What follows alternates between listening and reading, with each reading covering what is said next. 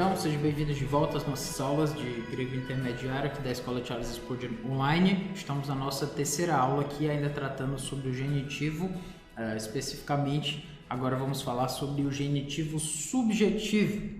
É uma categoria importante que precisamos trabalhar, especialmente por conta do formato que ela tem, tomando uma forma ali de um substantivo como se fosse um sujeito, né? Lembre-se de a ideia de subjetivo tem a ver com o sujeito, ou seja, é como se o nosso genitivo aqui tomasse uma cara de sujeito, uma característica de subjetivo, uma característica de sujeito, apesar de ainda ser um genitivo, certo? Apesar de ainda ser um substantivo com esse caso, mas com um jeitão ali de nominativo, ou seja, um jeito ali de sujeito da frase. Então, tornando isso mais claro para a gente, vamos entender então aqui um exemplo que nós temos: Kaitá, splarkna, autu, perisoteros, eis, rimas, estin, é um nome bem grande, né? Anami, minescomenum, então, anamin, minescomenum, ten, panton, rimon, hipacoen, hos, metafobo, fobo, kai, tromo, exexas, fé. Então, vamos lá. E o seu entranhável, aqui, splarkna, autu, né, dele, e tá. Entranhável, afeto, né, perissotessos, a ideia de que cresce, né, eis rimas estin, para convosco, eis rimas, certo? Para convosco. Lembrando, essa palavra aqui toda significa lembrando-se. Ten, panton, rimon, hipacoen. Então, lembrando da obediência, aqui é a ideia de obediência. E panton, rimon, de todos vós,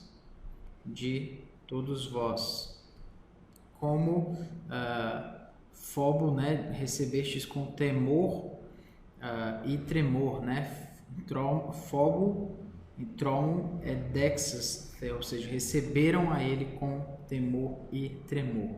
Enfim, a ideia aqui é a gente apresentar essa obediência de todos vós.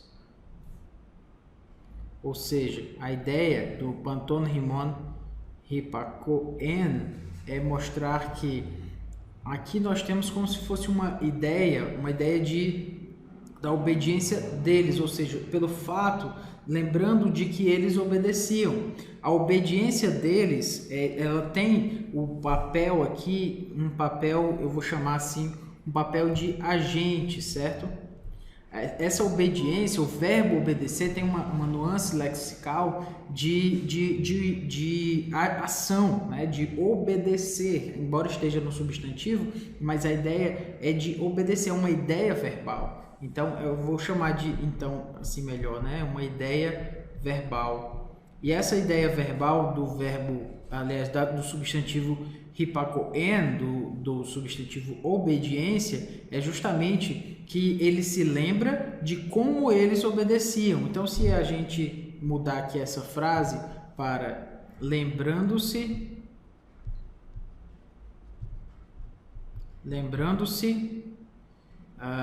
do fato, vou colocar assim, do fato de que vós, ou vou colocar vocês, obedeciam.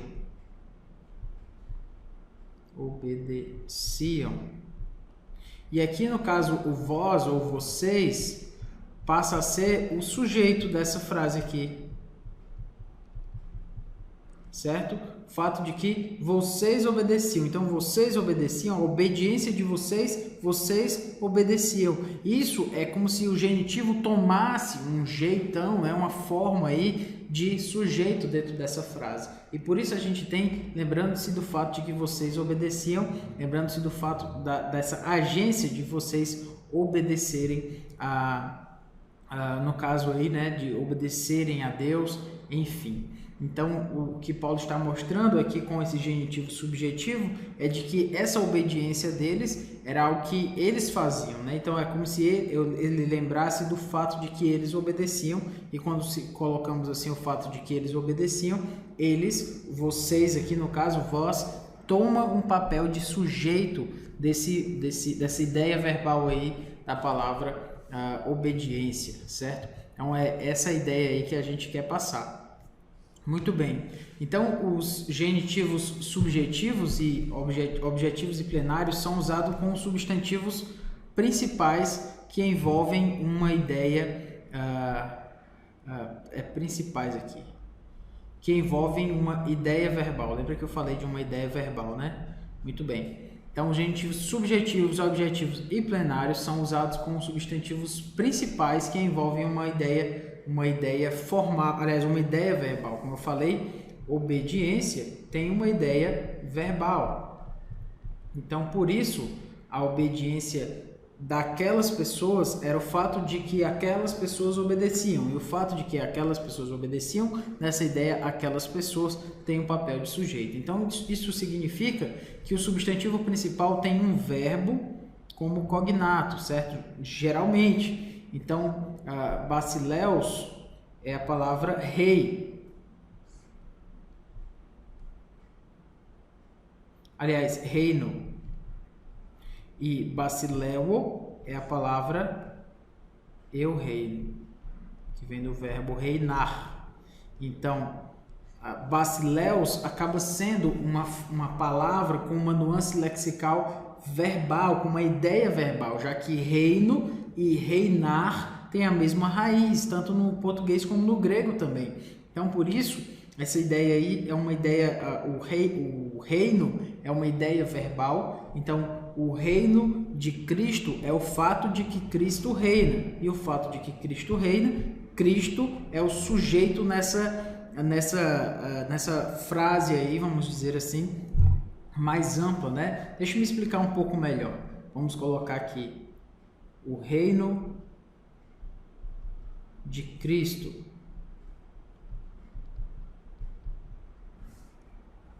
é bom. O reino de Cristo é bom. Se nós quisermos colocar, lembra que nós precisamos desempacotar o genitivo, né? Então, o fato de que Cristo reina é bom. Nesse desempacotar aqui de Cristo, né? O reino de Cristo, então o fato de que Cristo é o que nós desempacotamos aqui, somente do de Cristo aqui, reina é bom. Então, o reino acaba tendo sua ideia verbal, quando nós desempacotamos ele vira um verbo. Então, o fato de que Cristo aqui, então se torna o sujeito. Então, por isso que ele seria um genitivo subjetivo. Então, a construção do genitivo verbal, por isso que nós chamamos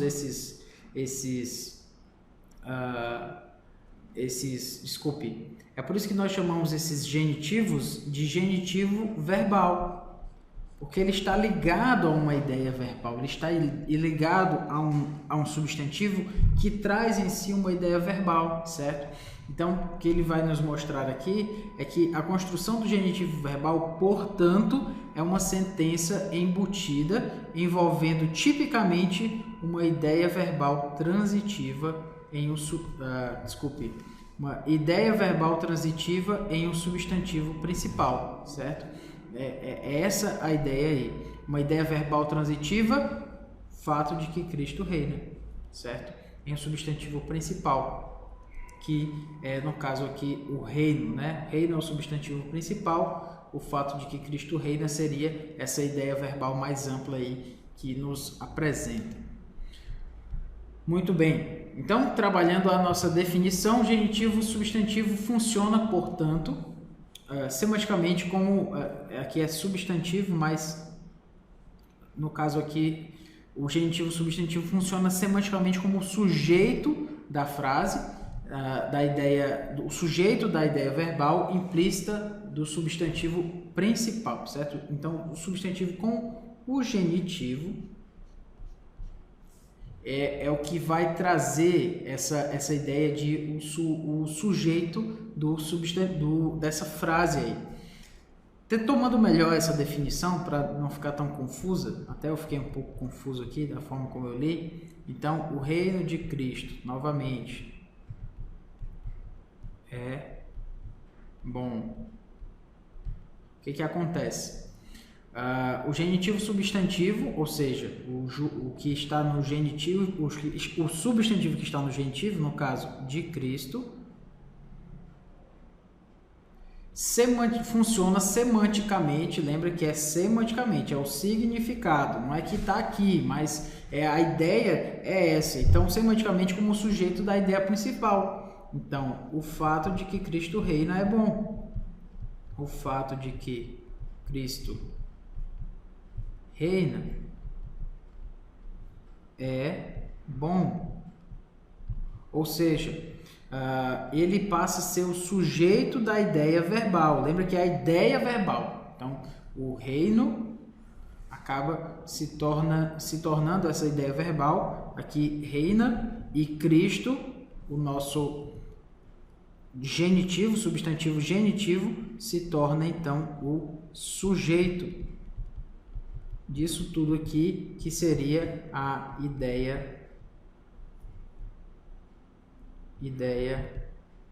verbal, certo? A ideia verbal. Muito bem. Tendo definido isso, vamos para a sua chave de identificação para tornar mais claro. Então, se há uma suspeita de um genitivo subjetivo, tente converter o substantivo verbal, ou seja, o substantivo com uma ideia verbal, ao que o genitivo está relacionado em uma forma verbal e tornar o genitivo seu sujeito. Não é para tornar uma ideia verbal, para entender se há uma ideia verbal. Então vamos lá. A construção em grego, para tornar mais claro aqui para a gente, a construção em grego que nós podemos analisar seria essa: Apocalipse Iesu Christou, ou seja, a revelação. Lembra de Apocalipse, né? Do livro de Apocalipse, é o livro da revelação, inclusive em inglês, o título do livro, né, é Revelations. Então é justamente essa a ideia, Apocalipse, a revelação. Então, a tradução seria a revelação de Jesus Cristo. Então nós temos aqui Iesu Christou como genitivo, deixa eu colocar em azul aqui, Iesu Christou como genitivo, revelação de Jesus Cristo. Então lembra que o substantivo no genitivo passa a ser o substantivo no genitivo passa a ser o sujeito da ideia verbal e o substantivo principal passa a ser verbo nessa ideia verbal. Então eu fiz essa tabela aqui para mostrar que a conversão do substantivo verbal em forma verbal seria a revelação de Jesus Cristo, seria aquilo que, ou o fato de que Cristo revela. O fato de que Cristo revela, ou aquilo que Cristo revela, Jesus Cristo, se torna o sujeito. E o substantivo aqui, verbal, se torna o verbo da ideia verbal. Então, se é assim, nós estamos trabalhando então com o genitivo subjetivo. A chave de identificação é exatamente essa conversão. Nós convertemos o substantivo verbal em uma forma verbal e trazemos o genitivo para ser o seu sujeito, certo? Dessa ideia verbal. Se essa conversão deu certo, o substantivo no genitivo toma o seu papel de sujeito e a ideia verbal toma o seu papel de verbo e a frase faz sentido, então nós temos um genitivo subjetivo. É essa a ideia que a gente precisa lembrar. Lembrando que nós temos aqui uma categoria léxico-sintática, certo? ou seja, ela está relacionada ao significado lexical. Lembra que eu falei da semântica lexical? É aquilo que a palavra obediência traz. A palavra obediência traz uma ideia verbal de obedecer. A palavra reino traz uma ideia verbal de reinar. A palavra revelação traz uma ideia verbal de revelar. Então, por isso, essa é uma categoria, como o Wallace nos faz lembrar, que ela é léxico-sintática, ela depende do significado daquela palavra para que ela entre nessa categoria aí de genitivo subjetivo. O fato de os verbos, aliás, de que os substantivos utilizados ali como genitivos têm uma força ali, uma ideia verbal. Na verdade, os substantivos principais dentro da construção genitiva, o substantivo principal tem ali uma ideia verbal, certo? Então, o substantivo principal, chamado aqui de o substantivo verbal, assim nós vamos chamá-lo, deve ter uma ideia verbal implícita, como eu falei. Então, basileus, como já explicamos, significa reino e basileu significa rei. Eu reino, de reinar. Então, desse sentido, reino.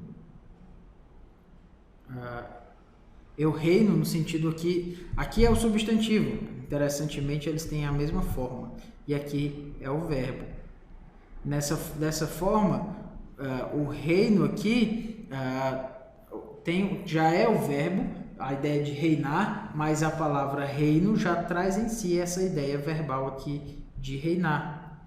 Então, o reino de Cristo é o fato de que Cristo reina. A revelação de Cristo é o fato de que Cristo revela. A obediência de Cristo é o fato de que Cristo obedece. Então, em tudo isso a gente vê o substantivo verbal e, no caso específico, um genitivo subjetivo, um genitivo tendo o papel de sujeito, certo? Algumas palavras como, por exemplo, amor. O amor de Cristo, o fato de que Cristo ama. A esperança dos salvos, o fato de que os salvos esperam. A revelação de Cristo, o fato de que Cristo revela, aquilo que Cristo revela. Testemunha, ou testemunho, né? Melhor dizendo. Então, o testemunho de Cristo é aquilo que Jesus Cristo testemunha. O testemunho o testemunho de Paulo é aquilo que Paulo revela, ou seja, é o fato de que Paulo revela. E nisso tudo a gente vê, no caso, o testemunho de Paulo, de genitivo, tem um papel, então, de sujeito dentro dessa frase, dessa ideia verbal de o fato de que Paulo revela ou aquilo que Paulo revela. Enfim, acho que você já entendeu. Então, tudo isso pode implicar uma situação específica, uma ideia verbal, como já fizemos provar. É necessário lembrar que o ponto de vista para essa análise deve ser o grego do Novo Testamento e não a nossa língua mãe, certo? Então, tem que ver se lá na língua, no Novo Testamento, no grego do Novo Testamento, aquele substantivo traz uma ideia de verbo ou não. Vai depender de como você analisa aquilo e você precisa ter cuidado. E esse é um ponto importante realmente, né? A gente não confundir os estudos aí, achando que a língua portuguesa é equivalente à língua grega, e ela não é. Ela tem semelhanças, mas ela não é igual, principalmente no significado das suas palavras. Às vezes, nós temos no português várias palavras para definir uma coisa só, e nessa palavra a gente define vários... nessas 10 palavras, vamos dizer assim, a gente tem uma nuance diferente para cada uma delas. E de repente uma outra língua, ela tem só uma palavra para definir tudo isso. Isso é bem comum nas línguas e vice-versa. Então, por essa razão, quando a gente for analisar o grego, a gente tem que analisar o grego e não necessariamente o português.